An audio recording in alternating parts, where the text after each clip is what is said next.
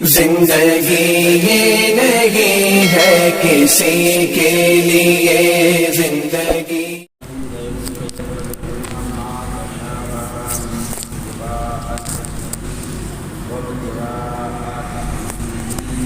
وما يعلم تأويله إلا الله والراسخون في العلم يقولون آمنا به كل من عند ربنا وما يذكر إلا أولو الألباب۔ اللہ تبارک و تعالیٰ ارشاد فرماتا ہے، وہی ہے جس نے تم پر یہ کتاب اتاری، اس کی کچھ آیتیں صاف معنی رکھتی ہیں، وہ کتاب کی اصل ہیں، اور دوسری وہ ہیں جن کے معنی میں اشتباہ ہے، وہ جن کے دلوں میں کجی ہے وہ اشتباہ والی کے پیچھے پڑتے ہیں، گمراہی چاہنے اور اس کا پہلو ڈھونڈنے کو، اور اس کا ٹھیک پہلو اللہ ہی کو معلوم ہے۔ اور پختہ علم والے کہتے ہیں، ہم اس پر ایمان لائے، سب ہمارے رب کے پاس سے ہے، اور نصیحت نہیں مانتے مگر عقل والے۔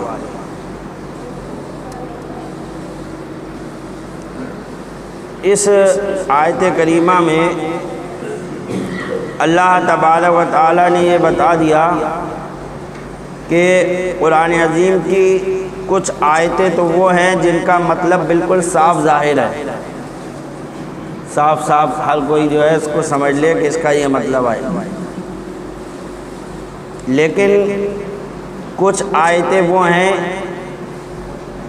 جن کے معنی جو ہے ہر کوئی نہیں سمجھ سکتا، متشابہات ہیں، شک و شبہ میں پڑ جائے گا کہ اس کا یہ معنی ہے کہ یہ معنی ہے۔ جیسے مثال کے طور پر میں آپ کو بتاؤں، قرآن میں ہے ید اللہ، جس کا معنی اگر آپ لغت کے اعتبار سے، ڈکشنری کے اعتبار سے کرو گے تو بنے گا ید مانے ہاتھ، اللہ مانے اللہ، ید اللہ اللہ کا ہاتھ، معنی کیا بنے گا؟ اللہ کا ہاتھ۔ وجہ اللہ، وجہ کے معنی چہرے، اللہ کے معنی اللہ، وجہ اللہ اللہ کا چہرہ قرآن میں ہے۔ تو قرآن میں یہ ہے ید اللہ، اللہ کا ہاتھ، جبکہ اللہ کے رسول صلی اللہ تعالیٰ علیہ وسلم نے فرمایا کہ اللہ ہاتھ، زبان، ناک، چہرے اس سے پاک ہے، اور قرآن میں ہے ید اللہ، قرآن میں ہے وجہ اللہ۔ تو پتہ چلا یہ وہی آیتیں ہیں جو متشابہات میں سے ہیں۔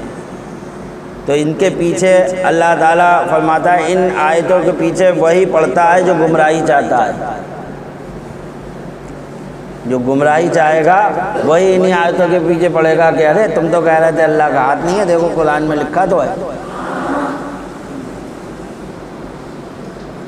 اور جو ایمان والے ہیں وہ یہ کہیں گے کہ ہم ایمان لائے اللہ پر، اور جو کچھ اس نے اتارا اس پر، جو بھی اس کی طرف سے ہے حق ہے، اس پر ہمارا ایمان ہے، اور اللہ کے رسول نے جو فرمایا اس پر ہمارا ایمان ہے۔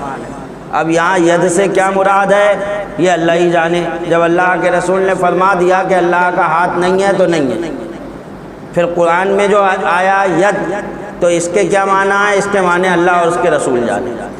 ضروری نہیں ہے کہ اس کا معنی ید ہی وہ ہاتھ، اصلی ہاتھ جیسے ہمارا ہاتھ ہے وہ ہے، وہ تو ہو ہی نہیں سکتا جب اللہ کے رسول نے منع فرما دیا، کوئی اور ہی معنی ہے یہاں پر۔ تو وہ معنی کیا ہے؟ وہ اللہ اور اس کا رسول جانے۔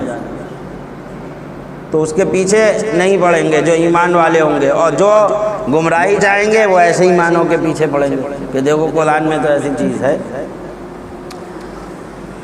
اس آیت کا شان نزول بتا رہے ہیں کہ اس کے نزول میں کئی روایتیں ہیں۔ ایک یہ کہ نجرانی عیسائیوں نے حضور صلی اللہ علیہ وسلم کے دلائل قاہرہ سن کر عرض کیا کہ تمہارے قرآن نے بھی، یعنی جب اللہ کے رسول صلی اللہ تعالیٰ علیہ وسلم سے مناظرہ کرنے آئے نجران کے عیسائی، اور اللہ کے رسول نے ثابت کر دیا کہ عیسیٰ علیہ السلام دلائل پیش کی کہ عیسیٰ علیہ السلام اللہ کے بیٹے نہیں ہیں، دلیلیں پیش کی، وہ خاموش ہو گئے۔ تو پھر انہوں نے ایک بات کہی، عرض کیا کہ تمہارے قرآن میں بھی عیسیٰ علیہ السلام کو کلمۃ اللہ اور روح اللہ فرمایا، قرآن میں ہے روح اللہ، حضرت عیسیٰ علیہ السلام کے بارے میں روح اللہ، اگر اس کا ترجمہ کرو گے تو معنی ہوگا اللہ کی روح، اللہ کا کلمہ۔ وہی اگر ڈکشنری کے اعتبار سے آپ نے معنی کر دیا تو معنی ہو جائے گا کہ اللہ کا کلمہ، اللہ کی روح۔ تو کہا عیسیٰ علیہ السلام کو کلمۃ اللہ اور روح اللہ فرمایا، حضور صلی اللہ علیہ وسلم نے فرمایا ہاں۔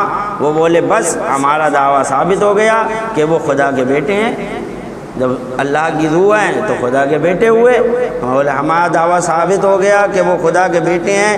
تب اللہ تعالیٰ نے یہ آیت کریمہ نازل فرمائی کہ وہی ہے جس نے تم پر یہ کتاب اتاری، اس کی کچھ آیتیں صاف معنی رکھتی ہیں، وہ کتاب کی اصل ہیں، اور دوسری وہ ہیں جن کے معنی میں اشتباہ ہے، وہ جن کے دلوں میں کجی ہے وہ اشتباہ والی کے پیچھے پڑتے ہیں گمراہی چاہنے کو، جن کے دلوں میں کجی نہیں ہے وہ نہیں پڑھیں گے، اور اس کا پہلو ڈھونڈنے کو اور اس کا ٹھیک پہلو اللہ ہی کو معلوم ہے۔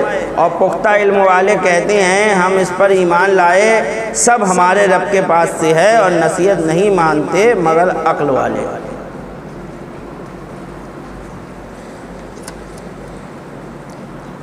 وہ اللہ ایسی قدرت والا ہے جس نے آپ پر اے محبوب صلی اللہ علیہ وسلم یہ قرآن اتارا، جس کی سب آیتیں یکساں نہیں بلکہ بعض آیتیں محکم ہیں جن کے معنی بھی صاف ہیں اور ان کے مراد بھی واضح۔ یہ قرآن میں اصل آیتیں ہیں جن کی طرف حلال و حرام اور احکام شرعیہ میں رجوع کیا جاتا ہے، یہی شریعت کی اصل ہیں۔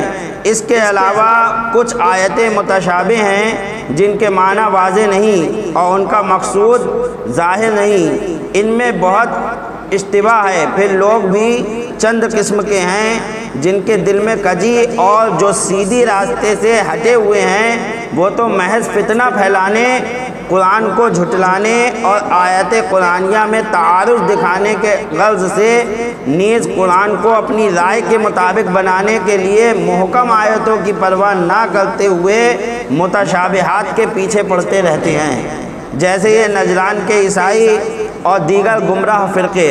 حالانکہ ان متشابہات کے حقیقی معنی اور صحیح مقصود خدا کے سوا کوئی نہیں جانتا، یا وہ جانے جسے اپنے کرم سے رب تعالیٰ نواز دے، وہ جانتا ہے جس کو اللہ نواز دے، اور علم متشابہات عطا فرمائے۔ اور پختہ علم والے یعنی متقی پرہیزگار علماء متشابہات کے متعلق یہ کہہ دیتے ہیں کہ ہم ان پر ایمان لائے، ان کے جو بھی معنی ہیں حق ہیں، کیونکہ ساری محکمات و متشابہات ہمارے رب کی طرف سے ہیں، ہماری عقل میں آئیں یا نہ آئیں، بس اللہ کی طرف کے ہیں تو حق ہیں، آئیں یا نہ آئیں، اور نصیحت نہیں پکڑتے مگر وہ جن کے پاس عقل کامل ہو، غرض کے اس کتاب سے تقدیر والے ہدایت لیتے ہیں اور بد نصیب گمراہی لے لیتے ہیں۔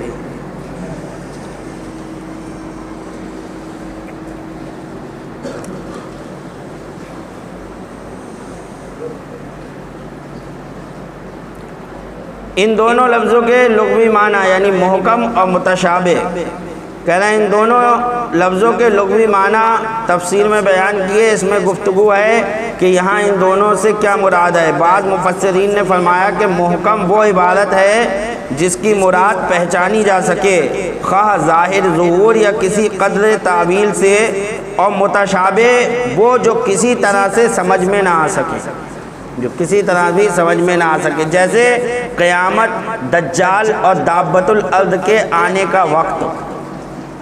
یہ قیامت آئے گی یہ تو معلوم ہے، دجال اور دابۃ الارض، لیکن اس کا وقت جو ہے قرآن میں تو سب کچھ ہے، لیکن نہیں سمجھ میں آتا ہم لوگوں کے کہ آخر، جبکہ قرآن میں اللہ تعالیٰ نے فرمایا کہ قرآن میں ہر چیز کا بیان ہے، تو قرآن میں یہ بھی بیان ہوگا کہ قیامت کب آئے گی، کس سن میں آئے گی، تو قیامت، دجال اور دابۃ الارض کے آنے کا وقت، اور جیسے کہ صورتوں کے اول میں حروف مقطعات یعنی صورتوں کے شروع میں جو لکھا ہوتا ہے الف لام میم عین سین عین قاف صاد یہ وغیرہ طٰہٰ، یہ الفاظ جو شروع میں آتے ہیں صورتوں میں، تو یہ حروف مقطعات ہیں.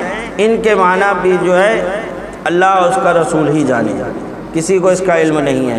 بعض علماء نے فرمایا کہ محکم وہ جس میں ایک ہی معنی کا احتمال ہو، اور متشابہ وہ جس میں چند احتمال ہو، جس کے چند معنی بنتے ہوں، وہ متشابہات میں آئے گی.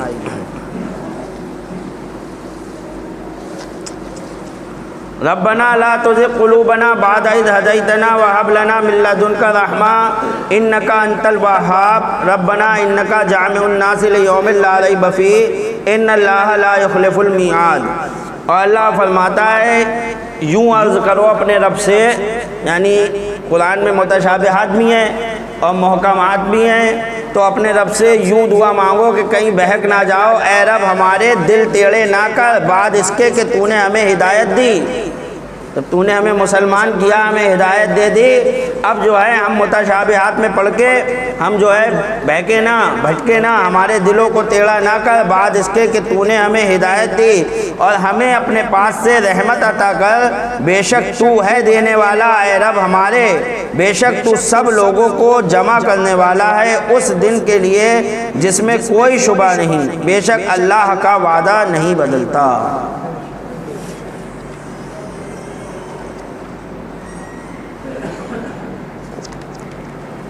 ان الذين كفروا لن تغني عنهم اموالهم ولا اولادهم من الله شيئا واولئك هم وقود النار كدأب آل فرعون والذين من قبلهم كذبوا بآياتنا فأخذهم الله بذنوبهم واللہ شدید العقاب. بے شک وہ جو کافر ہوئے ان کا مال اور ان کی اولاد اللہ سے انہیں کچھ نہ بچا سکیں گے.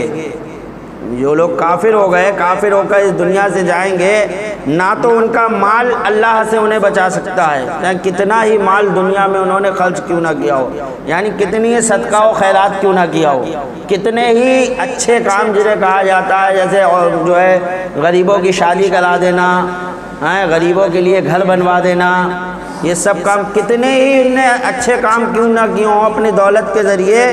یا اس کی اولاد ہے تو نہ اولاد اسے بچا پائے گی نہ اس کا مال، یعنی اگر اولاد نیک نکل گئی یعنی اولاد ایمان لے آئی، نیک نکلنے کا کیا مطلب، کافر کی اولاد ایمان لے آئی اور اللہ نے اس کو نوازا، وہ بہت متقی پرہیزگار دین کا بہت بڑا عالم بن گیا، لیکن باپ تھا کافر، تو وہ اولاد بھی باپ کو بچا نہیں پائے گی، وہ اولاد بھی باپ کو. تو کافروں کے لیے کہا جا بے شک وہ جو کافر ہوئے یعنی کافر ہو کر مرے.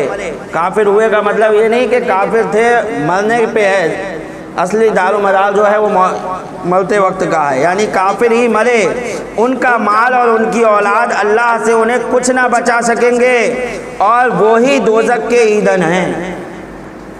جیسے فرعون والوں اور اس سے اگلوں کا طریقہ، انہوں نے ہماری آیتیں جھٹلائیں تو اللہ نے ان کے گناہوں پر ان کو پکڑا، اور اللہ کا عذاب سخت ہے. یہاں پر آیا آل فرعون، کدابی آل فرعون، جس کا ترجمہ اعلیٰ حضرت نے کیا ہے جیسے فرعون والوں اور ان سے اگلوں کا طریقہ. اور یہ آل کے معنی اولاد کے آتے ہیں.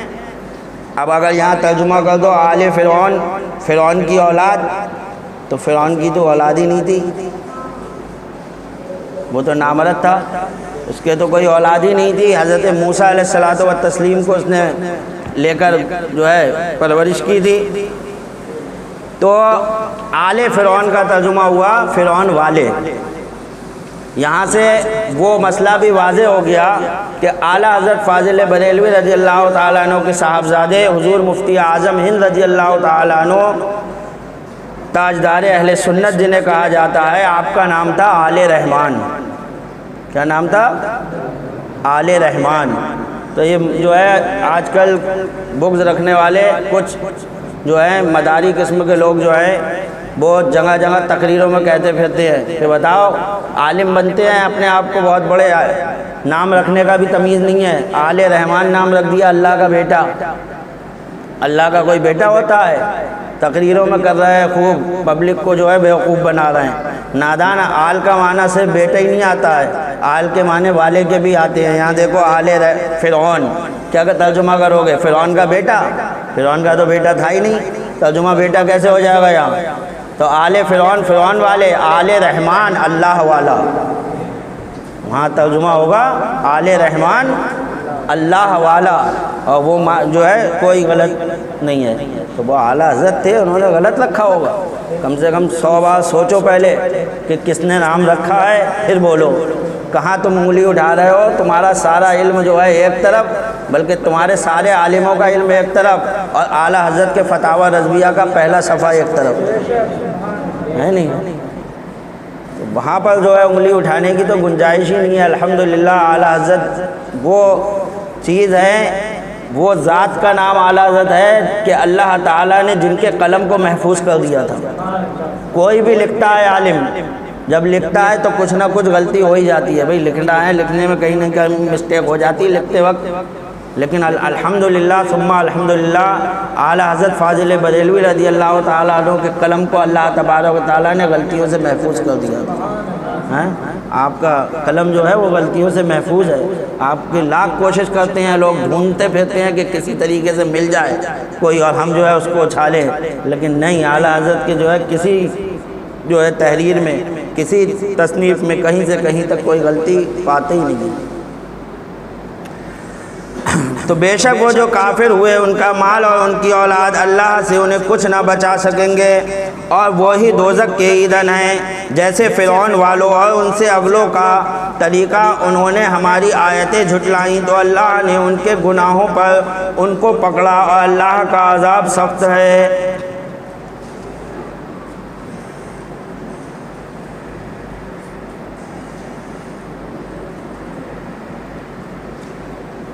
قل للذین کفروا تغلبون وتحشرون الی جہنم وبئس المہاد قد کان لکم آیۃ فی فئتین التقطا فئۃ تقاتل فی سبیل اللہ واخری کافرۃ یرونہم مثلیہم رأی العین واللہ یؤید بنصرہ من یشاء ان فی ذلک لعبرۃ لأولی الابصار۔ فرما دو کافروں سے، کوئی دم جاتا ہے کہ مغلوب ہو گئے اور دوزخ کی طرف ہاکے جاؤ گے، اور وہ بہت ہی برا بچھونا ہے۔ بے شک تمہارے لیے نشانی تھی دو گروہوں میں جو آپس میں بھڑ پڑے، ایک جتھا اللہ کی راہ میں لڑا اور دوسرا کافر کہ انہیں آنکھوں دیکھنا اپنے سے دونا سمجھے، اور اللہ اپنی مدد سے زور دیتا ہے جسے چاہتا ہے، بے شک اس میں عقل مندوں کے لیے ضرور دیکھ کر سیکھنا ہے۔ یعنی اشارہ ہے جنگ بدر کی طرف اللہ تبارک و تعالیٰ کا، کہ اس میں نشانی تھی لوگوں کے لیے کہ ایک طرف 313 تھے اور ایک طرف 1000 تھے، اور ان 313 میں بھی ان کے پاس کل 2 گھوڑے، 8 تلواریں۔ 8 تلواروں سے کوئی جنگ ہو جائے گی؟ صرف 8 تلواریں لے کر جنگ کے لیے نکل پڑے تھے، ادھر 1000 سے مقابلے میں، لیکن اللہ تعالیٰ نے ان 8 تلواروں سے ہی جو ہے مسلمانوں کو جو ہے فتح دلوائی۔